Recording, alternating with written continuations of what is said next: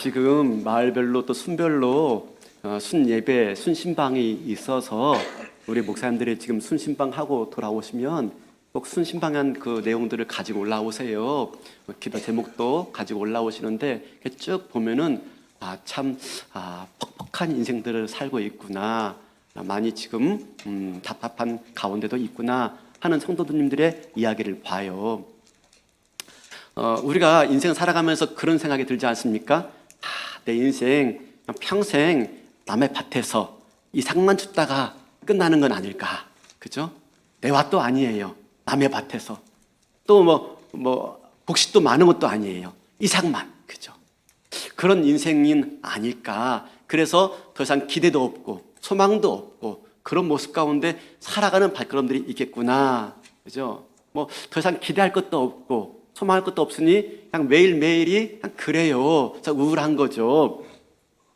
그런데 여러분, 우리가 지난주에 봤듯이 하나님의 그 은혜가 어디서 임하죠? 그 밭에서, 그 추수밭에서 하나님의 은혜가 임합니다. 보아스의 호의를 통해서 하나님의 은혜가 임하는 것을 보게 되어지죠. 근데 어떡합니까? 보아스가 그 밭에서 어떻게 하죠? 저녁까지. 오늘 17절 볼까요? 이렇게 말하죠. 룻이 밭에서 저녁까지 줍고 그 준 것을 떠니 보리가 한 네밭쯤 되니라. 저녁까지. 우리가 대충 하고 떠나는 게 아닙니다. 우리가 하나님의 은혜 없이는 살 수가 없어요, 그죠? 하나님의 은혜가 임해야 돼. 같은 일을 하더라도 하나님의 은혜가 임해야, 그래야 그 삶이 달라지는데요. 하나님의 은혜를 구하는 인생은 어떻습니까? 은혜만 구한다고 아무것도 안 하고 그냥 하늘만 바라보는 게 아니라고 그랬죠. 하나님의 은혜를 구하는 인생은 자기에게 주어진 현실을 직면하고 그 현실 앞에서 어떻게 해요? 최선을 다해 성실하게 부지런히, 아까 우리 장로님께서 대표기도 하실 때 말씀하신 것처럼 자기에게 주어진 현실을 외면하지 않고 직면하면서 최선을 다해서 언제까지? 저녁까지 성실하게 근면하게 감당할 때 하나님의 은혜가 그 추수밭에서 임하게 되는 줄로 믿습니다. 비록 우리 삶이 남의 밭 같고, 그죠? 남의 밭에서 일하는 인생 같고, 또 내가 하는 일이 이삭줍기에 불과한 것처럼 보이다 할지라도 절망하지 마시고 실망하지 마시고 있는 자리에서 최선을 다해 끝까지 감당할 때 하나님의 놀라운 은혜가 보아스를 통해서 임한 것처럼 하나님의 놀라운 은혜가 임하는, 그래서 다시 한번 용기를 가지고 희망을 가지고 살아가는 저와 여러분 되시기를 바랍니다. 자, 오늘 그렇게 해서 열심히 이삭을 주었더니 보리가 얼마큼 되었어요? 한 네밭쯤 되었대요. 한 네배가 얼마냐? 여러분, 그 종량제 봉투 20리터짜리 아시죠? 남자들은 몰라요, 그죠? 여자분들은 아십니다. 20리터 종량제 봉투. 이렇게 말하면 알 것 같아요. 한 말.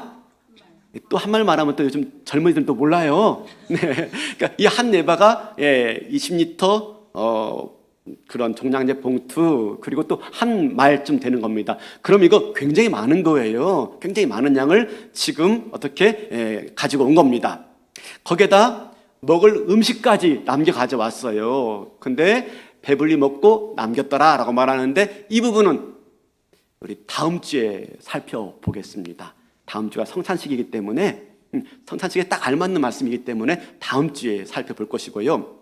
여튼 아주 많은 양의 곡식을 가져온 겁니다. 그래서 나오미가, 시어머니가 깜짝 놀랍니다. 놀라서 물어요. 어떻게 묻냐면 이렇게 물어요. 17절 볼까요? 17절.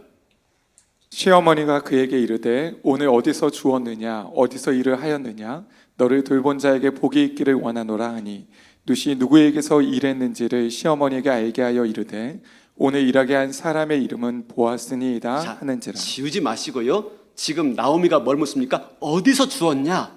어디서 일했냐? 라고 말을 해요. 그죠? 근데 어떻습니까? 룻의 관심은 어디가 아니에요. 누구예요, 누구. 누구에게서, 그리고 그 사람의 이름은 보았습니다 라고 말합니다. 어디가 중요한 게 아니라 누구가 더 중요한 겁니다. 누구. 여러분, 우리 그렇지 않습니까? 인재 지도 됩니다. 우리 그렇지 않습니까? 우리가 어디서 어느 직장에서 일하느냐 또 중요하지만 나와 함께 일하는 사람이 누구냐, 하는 것도 중요해요. 그죠? 중요합니다. 맛있는 집이 있어요. 맛집이래요. 가서 음식을 먹는데 아무리 맛있는 집이라 할지라도 내가 누구랑 같이 가서 밥 먹느냐 달라지죠. 안 그렇습니까? 누구랑 먹든지 다 맛있습니까? 불편한 사람과 밥 먹는다면은 맛이 안 느껴질 거예요. 또 밥 먹다가 한 소리 들으면 밥을 먹는 것인지 그죠? 모를 거예요. 아주 멋지고 아름다운 그런 곳에 여행 간다 할지라도 누구랑 가느냐에 따라 달라지는 거죠. 그죠? 정말 사랑하는 사람과 정말 좋은 사람과 함께 여행하게 되어지면 그 여행이 즐겁죠. 근데 그렇지 않은 사람과 여행은 여행이 아니라 고역일 겁니다.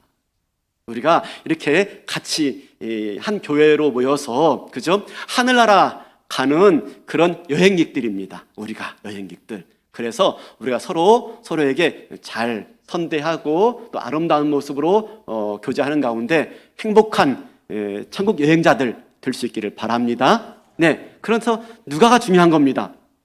그래서 지금 보아스는요, 룻은요 시어머니에게 말을 합니다. 보았습니다. 오늘 일하게 한 사람의 이름은 보았습니다라고 말하는데요. 우리 19절 제일 마지막 절 19절 제일 마지막 대목을 보면요 이렇게 말합니다. 오늘 일하게 한 사람의 이름은 보았습니다라고 말하는데요. 이 대목이 우리말은 그냥 평범하게 오늘 일하게 한 사람의 이름은 보았습니다라고 하지만 실제 원문에 의하면 단순하지 않습니다. 꽤 복잡합니다. 제가 좀 읽어보면 이렇습니다. 이름, 그 사람, 내가 일한 그와 함께 오늘 보았습니다. 그냥 이게 지금 그냥 말이 많아요. 그죠? 앞에 수식어가 굉장히 많습니다. 사족이 많은 거예요, 사족이. 왜 그러냐? 의도적인 거예요. 성경에서 의도적으로 이렇게 말한 겁니다. 왜 그러냐면요. 우리 TV 같은 데 보면 무슨 수상식 있지 않습니까? 시상식? 할 때 뭐 장려상, 뭐 은상, 동상은 그냥 은상 누굽니다. 동상 누굽니다. 편하게 말합니다. 근데 마침내 대상을 발표할 때는요. 어떡합니까? 대상하고 뭐 하죠? 누구 그렇죠? 그리고 말할 것 같은데 말하지 않고 딴 얘기하다가 자 이제 대상을 발표하겠습니다 하고 말하지 않고 또 딴 얘기하다가 한참 뜸을 들이고 누굽니다라고 말하죠. 안 그래요? 그죠? 네. 지금 그러고 있는 겁니다. 한참 뜸을 들이고 보았습니다라고 말하고 있는 거예요. 왜? 지금 보아스가 중요한 거예요. 보아스를 드러내기 위해서 이렇게 말을 하고 있는 것입니다. 그러자 어떡합니까? 보아스라는 말을 듣자마자 나오미가 이렇게 고백해요. 20절 나오미가 자기 며느리에게 이르되 그가 여호와께로부터 복받기를 원하노라. 그가 살아있는 자와 죽은 자에게 은혜 베풀기를 그치지 아니하는도다 하고 나오미가 또 그에게 이르되 그 사람은 우리와 가까우니 우리의 기업을 물을 자 중에 하나이니라 하니라. 자, 지금 보아스라는 말을 딱 들었더니요 나오미가 너무 놀라는 거예요. 너무 놀라면서 정말 이렇게 감격하면서 찬양하고 있습니다. 그죠? 그가 여호와께로부터 복받기를 원한다. 그죠? 우리가 볼 때 뭐 많은 양의 곡식을 가져왔으니까 놀랄 수 있죠. 감격할 수가 있죠. 근데 이렇게 장황하게 쭉 설명한 내용을 보니까 좀 오버하는 것처럼 보여요. 그런데 자기가 오버하는 이유를 말해요. 감격하면서 찬양하는 이유를 말을 해요. 뭐라고 말하냐면 맨 밑에 이렇게 말합니다. 그 사람은 우리의 친족이니 우리 기업을 물을 자 중에 하나이니라. 나오미는 보아스라는 이름을 듣자마자 바로 떠올린 게 뭡니까? 그는 우리 친족이고 기업 물을 자다라고 하는 걸 떠올리고 있는 것입니다. 그래서 기업 물으다라고 하는 단어는 고엘인데요. 좀 나중에 좀 설명하겠습니다. 그 전에 우리가 주목할 게 있어요. 뭐냐면요. 나오미의 말이에요. 다시 보여주시겠습니까? 다시. 나오미가 자기 며느리에게 이르되 그가 여호와께로부터 복받기를 원하노라. 그가 살아있는 자와 죽은 자에게 은혜 베풀기를 그치지 아니하노라 라고 말합니다. 여기서 은혜는요 이내로 바꾸면 좋습니다. 이내. 왜냐하면 헬라어 아니 히브리어로 헤세드이거든요. 그러니까 이내로 바꾸는 게 좋습니다. 그래서 오늘 설교 제목도 산자와 죽은 자에게 베푸는 인애죠. 자, 근데 그게 중요한 게 아니고요. 자, 보세요. 제가 이렇게 자막을 만들었는데 색깔을 다르게 했어요. 그죠? 네. 자, 그가 살아있는 자와 죽은 자에게 은혜 베풀기를 그치지 아니하도다. 그래서 그는 누구를 의미할까요? 입니다. 그는 누구를 의미할까요? 제가 성경을 좀 우리 성도들에게 가르칠 때요, 묵상하는 법을 가르치거나 할 때 주의할 것 말합니다. 대명사에 주셔야 됩니다. 대명사에 주의해야 됩니다. 그럽니다. 대명사가 있죠. 이것 저것 그것, 이 사람 그 사람 저 사람, 대명사가 있죠. 이 대명사가 뭘 의미하는지를 정확히 알아야 말씀을 잘 이해할 수가 있습니다 라고 말합니다. 성경에는 지시대명사, 인칭대명사, 관계대명사가 많아요. 이걸 잘 파악해야지 문맥을 파악할 수가 있어요. 자, 그러면 그가 살아있는 자와 죽은 자에게 은혜 베풀기를 그치지 아니한다 할 때 그가 누구일까요? 보니까 또 그 앞에 또 그가 있어요. 그죠? 그가 여호와께로부터 복받기를 원하노라. 그러면 질문입니다. 앞에 남아있는 그는 누구를 의미할까요? 보아스죠. 대단하시네요. 저 한참 봤는데. 그는요, 누굽니까? 보아스예요. 그러면 그 다음 나와 있는 그가 살아있는 자와 죽은 자에게 은혜 베풀기를 그치지 않는다. 그래서 그는 누구일까요? 어이구, 어떻게 그렇게 정확하게 답을 맞춥니까? 재미없게, 그죠? 역시 우리가 실력이 없으면 눈치라도 있어야 되는 거죠, 그죠? 목사님이 질문한 걸 볼 때 뭐가 있어? 아니죠, 실력이죠, 실력이죠. 왜 그래요? 이건 사실은 관계대명사예요. 관계대명사. 관계대명사는 바로 앞에 있는 단어를 받아요. 바로 앞에 있는 명사를 받아요. 그럼 바로 앞에 있는 명사는요, 그가 아니라 여호와예요. 여호와. 그러니까 그가 뭡니까? 여호와입니다. 여호와. 여호와가 살아있는 자와 죽은 자에게 은혜 베풀기를 그치지 아니한다라고 말을 하고 있는 겁니다. 자, 그러면 우리가 주목할 건 뭐냐면요, 도대체 그죠? 왜 나오미가 그 밭의 주인이 보아스라는 것을 알자마자 이렇게 하나님에 대해서 고백할까 하는 겁니다. 그가 보아스이고 친척이고 기업물을 짜임을 알자마자 하나님의 인내하심을 고백하는데 산자에게와 죽은 자에게 인내를 베푸시는 분이십니다 라고 왜 말할까? 산자에게 은혜를 베풀고 산자에게 인내 베푸는 건 이해가 되어져요. 왜냐하면 룻과 나오미가 텅 빈 채로 고향으로 돌아오잖아요. 막상 직면한 현실은요, 끼니를 때울 수 없어서 보리밭에 나가가지고 추수할 때 이삭 죽는 거였어요. 근데 보아스를 통해서요, 은혜를 받았어요. 호의를 받았어요. 하나님이 산자에게 은혜 베푸시고 산자에게 인애를 베푸시는 분이구나를 알게 되었어요. 이해돼요, 그죠? 그런데 죽은 자에게는요, 이게 뭐예요? 죽은 자에게 죽은 자들까지도 인애를 베푸신대요. 도대체 뭘 말하는 것일까요? 나오미가 보아스라는 이름을 들을 때 제일 먼저 떠오르는 게 친척이고 기업 물을 자라는 것입니다. 그러면 우리가 기업 물을 자가 뭘 의미하는지를 알아야 돼요. 고엘이 뭔지 말하는지를 알아야 돼요. 이스라엘에게 중요한 법칙이 있는데 고엘 제도예요. 이건 뭐냐면요, 가나안 땅은 하나님께서 약속의 땅으로 주신 땅입니다. 기업으로 주신 땅이에요. 그러므로 하나님 주신 땅이기 때문에 임으로 할 수 없어요. 원칙적으로 하나님의 소유입니다. 원래는 사고 팔 수 없게 되어 있어요. 그런데 사람이 살다 보니까 어려움을 겪어가지고 자기 소유의 땅을 팔아버린 겁니다. 사람이 땅을 팔면요, 살 수가 없는 겁니다. 더 이상 생계를 유지할 수가 없어요. 그럴 때 누가? 친척 중에 가까운 자가, 고엘이 기업 물을 자가 그 팔아버린 밭을요 다시 돈 주고 사옵니다. 사와서 그 사람에게 돌려주는 것을 말할 때 고엘이다라고 말합니다. 그러니까 영원히 밭을 팔아 잃어버리지 않도록 친척 중에 가까운 사람이 그 의무를 감당하는 거예요. 그게 고엘이에요, 고엘.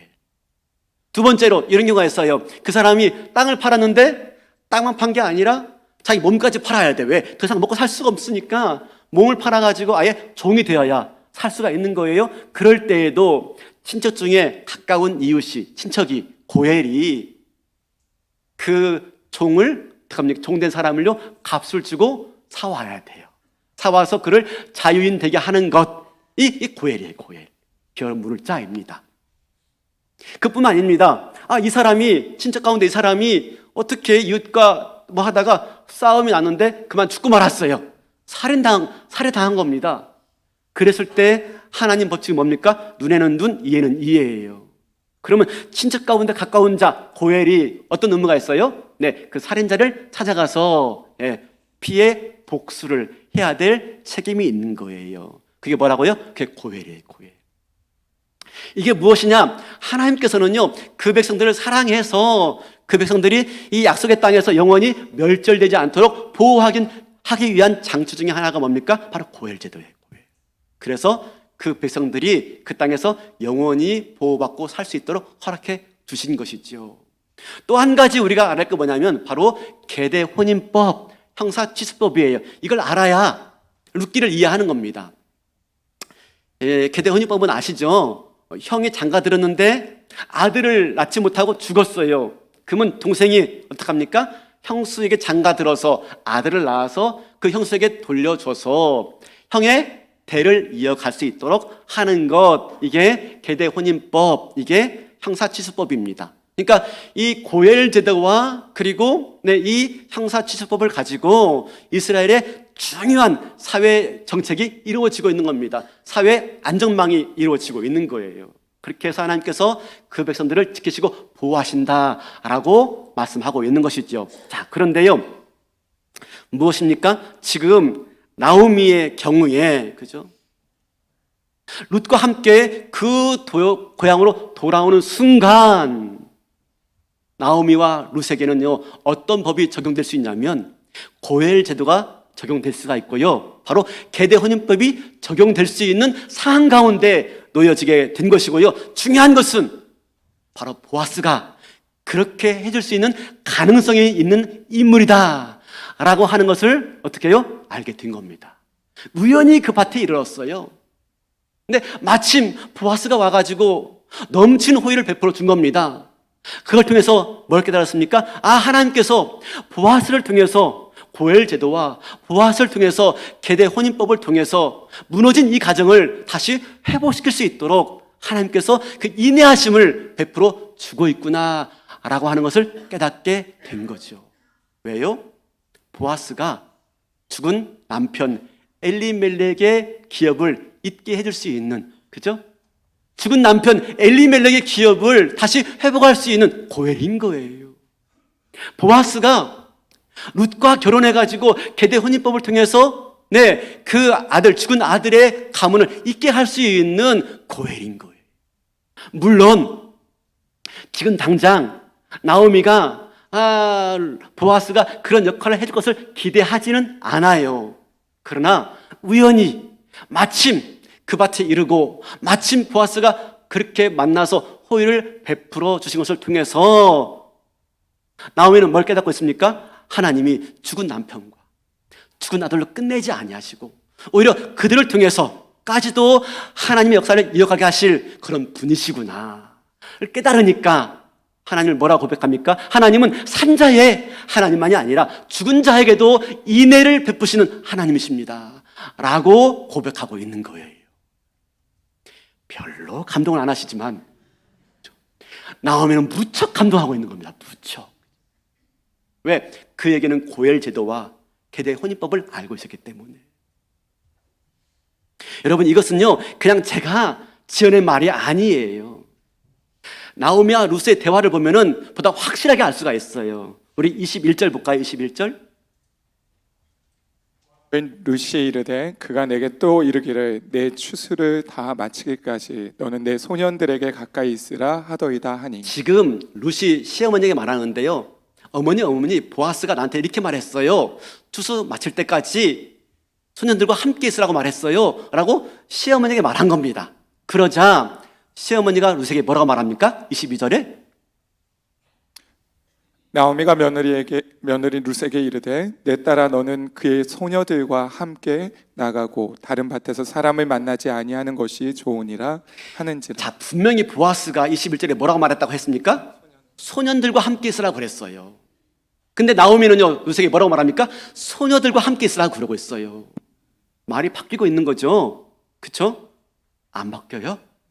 바뀌고 있죠. 물론 보아스가 말한 소년들은 추수꾼 전체를 의미하기 때문에 그중에 소년과 소녀가 포함될 수 있지만 유독 나오미는요 소녀라고 명시하고 있어요. 소녀. 왜 그럴까요? 왜? 그 이유가 무엇일까요? 그죠? 그러면서 뭐라고 말합니까? 다른 밭에서 사람을 만나지 않는 것이 좋겠다라고 말합니다. 여러분, 다른 밭에 가지 말라는 얘기죠. 네, 다른 밭에서 다른 사람 만나지 말라 이 말입니다. 사실 그런데 이 문장은요 오늘 우리 개역 개정 성경에서 아주 심하게 의역한 겁니다. 네, 아주 심하게 의역한 거예요. 직역을 하면은 이렇습니다. 다른 밭에서 누구도 다른 밭에서 너를 해하지 않을 것이다. 이게 직역입니다. 누구도 다른 밭에서 너를 해하지 않을 것이다. 근데 그것을 개역 개정 성경은 어떻게 바꿨다고요? 다른 밭에서 사람을 만나지 않은 게 좋을 것이다. 그러니까 지금 나오미는요 룻의 안전만 염려한 게 아니에요. 다른 밭에서 너를 해하지 않을 것이야 라고 말하고 있는 게 아니에요. 뭘 염두에 두고 있습니까? 룻의 안전만 염두에 두고 있는 게 아니라 룻이 보아스와 계대 혼인할 자임을 어떻게 해요? 네, 암시하고 있는 것이고요. 염두에 두고 있으니까 다른 밭에 가서 다른 사람 만나지 마 이 말인 것입니다. 아니에요? 왜 그렇게까지 생각한 거죠? 보아스가 계대 혼인할 룻과 계대 혼인할 적합자임을 지금 나오면 애사하기 때문에 뭐 하라고요? 다른 밭에 가서 다른 사람 만나지 마라고 지금 개역 개정은 심하게 의역한 건데 그게 맞아요. 그게 맞아요. 왜요? 보아스는 하나님이 죽은 자뿐만 아니라 산 자뿐만 아니라 죽은 자에게도 인애를 베푸시는 하나님인 줄 알았기 때문에 죽은 남편을 통해서 그죠? 죽은 남편의 기업을 잇게 할 보아스, 그죠? 죽은 아들의 대를 잇게 할 보아스, 그죠? 그렇게 죽은 자를 통해서까지도 하나님께서 인애와 사랑과 자비와 긍휼을 베푸실 하나님이신 줄 알았기 때문에 그런 가능성을 보아스에게 두고 있으니 다른 밭에 가서 사람 만나지 말라고 말을 하고 있는 겁니다. 그러니까 우리는 오늘 우리 개역 개정이 아주 잘 번역하고 있는 것이죠.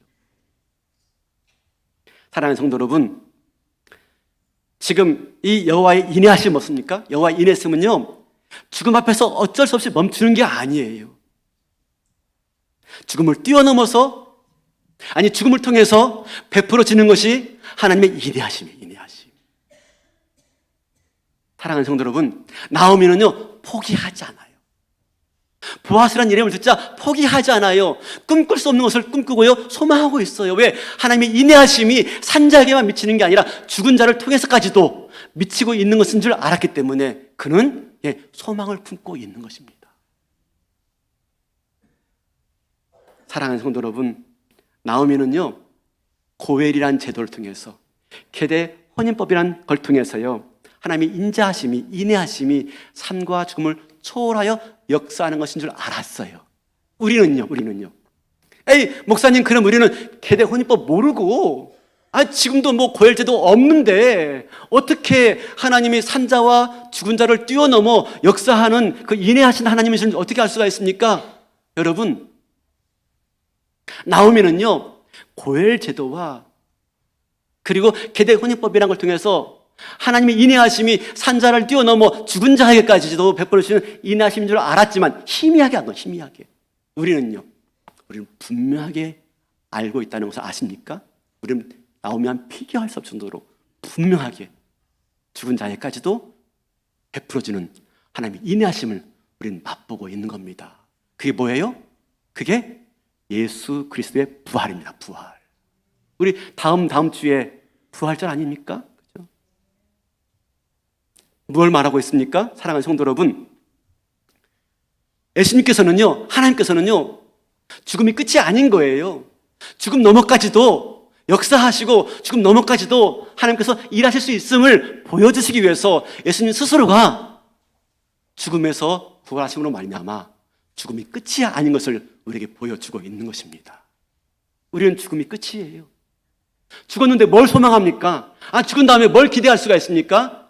예수님께서 무덤에서 사흘 만에 부활하심으로 말미암아 뭘 말씀하고 있습니까? 아니, 죽음이 끝이 아니야.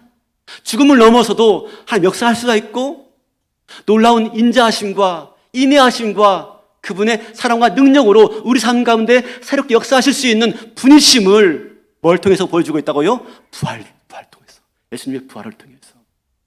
그게 우리가 경험하고 기념해야 될 부활절인 줄로 믿습니다. 사랑하는 성도 여러분, 하나님의 인자하심은 그렇습니다. 하나님의 인애하심은요, 산자에게만 적용되는 게 아니에요. 죽은 자에게까지도. 요한복음 11장에 가면은 마르다, 마리아, 나사로의 이야기 나옵니다. 그죠? 이 마르다, 마리아, 나사로가 베단이라는 마을에 살았어요. 가만히 보니까 부모님의 이름이 없는 거 보니까 아주 어릴 적부터 부모님을 여의고 세 형제 자매가 서로 의지하며 살았던 것 같아요. 그만큼 우애에 돈독했어요. 근데 그만 그 오라버니 나사로가 병들어 죽게 된 겁니다. 그래서 예수님께서 사람 보내어서 어서 와서 구해달라고 요청하죠. 근데 예수님께서 어떤 연유인지 차일피일 미뤄요. 그리고 오셨는데 이미 나사로가 죽은 지 오래됐어요. 사흘이 지났어요. 아쉬운 마음과 안타까운 마음으로 이 마리아와 마르다가 예수님께 좀 원망을 해야 합니다. 그러자 예수님께서 그 마음 아시고 뭐라고 하십니까? 나사로가 있는 곳에 가보자 그럽니다. 그래서 이 마르다와 마리아는 예수님께서 우리를 애도하기 위해서, 우리를 위로하기 위해서 그 무덤 가까이 가시려고 하는구나 깨닫고 같이 갑니다. 근데 갑자기 예수님께서 말씀하십니다. 무덤을 막고 있던 돌을 옮겨 놓으라 그럽니다. 그러자 마리아가 말하죠. 예수님 괜찮아요. 이 정도 애도해 주시고 이 정도 슬퍼해 주시고 이 정도 위로해 주시면 됐어요. 지금 돌문을 열으면요 난리 납니다. 썩은 냄새가 많이 날 거예요. 이 정도면 충분해요 라고 말을 했어요. 우리의 이성은 그렇습니다. 우리의 생각은 거기에 멈추는 거예요. 죽으면 끝이에요. 더 이상 소망이 없어요. 더 이상 기대할 수 있는 게 아무것도 없어요. 예수님 뭐라고 말하죠? 아니, 네가 내 말을 들으면 하나님의 영광을 보게 될 것이다. 마침내 무덤을 막았던 돌을 옮겨 놓으니까 죽은 나사로가 살아나는 놀라운 기적을 보게 된 줄로 믿습니다. 하나님의 역사는요 죽음으로 끝나지 않아요. 우리의 모든 생각은 다 죽음에 멈춥니다. 그것이 끝이에요. 더 이상 소망할 수 있는 게 없어요. 근데 하나님의 인내하심은요 산자를 넘어서 죽은 자를 통해서까지도 다시 부활케 하시고 다시 소망케 하시고 새로운 가능성을 가지고 출발케 하시는 하나님의 인내하심인 줄로 믿습니다. 사람은 무덤이 끝입니다. 근데 우리 예수님의 인내하심이 그 무덤 가운데 부어지게 되어지면 무덤은 새로운 것을 출발케 할 수 있는 하나님의 산실이 되어지고 새로운 역사의 전환점이 되어지는 것이지요. 이게 하나님의 인내하심입니다. 헤세드입니다. 헤세드. 이걸 깨닫고 지금 나오미가 이렇게 고백하고 있는 것이죠. 그렇다면 우리는 죽음 앞에서 어떻게 되겠습니까? 아니, 죽음 같은 그런 절망 앞에서 어떻게 되겠습니까? 소망을 품어 절망하지 말아야 되죠. 소망해야 되는 것이죠. 왜요? 하나님의 헤세드는 죽은 자에게만 아니라 산자에게만 아니라 죽은 자에게도 부어주는 것이기 때문에 상상할 수 없는 것들을 상상하게 하고 꿈꿀 수 없는 것들을 꿈꾸게 하는 것이요 하나님의 인내하십니다. 인내하심. 얼마 전에 이렇게 이제 저희 집이 교회 앞에 바로 사택이지 않습니까? 사택에 나와가지고 아내랑 같이 산책을 이렇게 갔습니다. 근데 산책을 나가려고 하는 순간에 와이프가 그런 겁니다. 여보 나 기도하고 있어요. 기도 제목 있어요. 그러더라고요. 그래서 무슨 기도 제목? 그랬더니 이렇게 교회 앞에 건물들 있잖아요. 그죠? 교회 앞에 건물들이 있는데 이 건물 놓고 기도하고 있어요. 그러는 겁니다. 왜? 그랬더니 교회가 사면 그죠? 길도 넓어지고 그죠? 뻥 뚫려가지고 잘 보일 것이고 그만큼 주차장이 확보될 수 있으니까요 라고 하더라고요. 제가 뭐라고 한지 아십니까? 그죠? 무슨 소리 하고 있네. 그죠? 목사가 믿음이 없어요. 네. 그리고 지나갔어요. 근데 얼마 있다 보니까요 또 와이프가 그럽니다. 여보 나만 그렇게 기도하는 게 아니라 알고 보니까 우리 권사님들도 그렇게 기도하고 있던데요 하는 거였어요. 그 말 듣고 와서 잠깐 생각했습니다. 이성적으로 맞지 않죠. 논리적으로 맞지 않죠. 현실적으로 맞지 않죠. 그죠? 실제 그러냐 그러지 않느냐가 중요한 게 아니라 우리는 꿈꿀 수 없는 것을 꿈꾸는 자고요, 소망할 수 없는 것을 소망하는 자인 줄로 믿습니다. 왜요? 하나님의 인내하심 때문에. 그 인내하심은 산 자에게만 부어주는 게 아니라 죽은 자에게도 부어주시고 마침내 죽은 자를 통해서까지도 새 역사를 만들어내시는 하나님의 능력이기 때문인 줄로 믿습니다. 바라기는 저와 여러분 지금 걸어가는 인생이요, 남의 밭에서 이삭을 주는 것 같아요. 그죠? 주워도 채워지지 않고 내 밭도 아니에요. 그죠? 무슨 소망이 있을까? 퍽퍽한 발걸음으로 걸어갈 수가 있어요. 그런데 언제까지? 저녁 때까지. 그죠?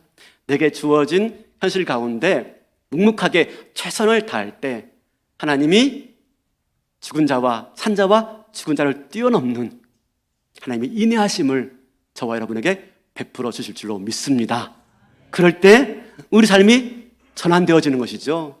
점점점 하나님의 채우심으로 텅 빈 공간이 바뀌게 될 줄로 믿습니다. 그런 하나님의 인내하심을 누리고 경험하시고 맛보시는 저와 여러분 발걸음 되시기를 주님의 이름으로 축원합니다.